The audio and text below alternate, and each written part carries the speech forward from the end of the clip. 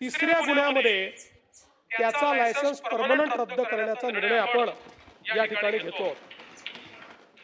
मला हे देखील सांगितलं पाहिजे की पोलिसांच्या सक्षमीकरणाकरता मोठ्या प्रमाणात पोलीस भरती आपण सुरू केली आणि एक रेकॉर्ड आपण केला आहे की अगदी लगतच्या 22 ते 25 या 3 वर्षाच्या कालावधीमध्ये महाराष्ट्रामध्ये 38,802 पोलिसांची भरती आपण केलेली आहे।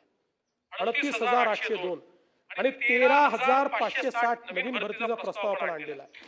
हा रेकॉर्ड आहे। राज्याच्या इतिहासामध्ये एवढी पोलीस भरती यापूर्वी कधीही झालेली नाही।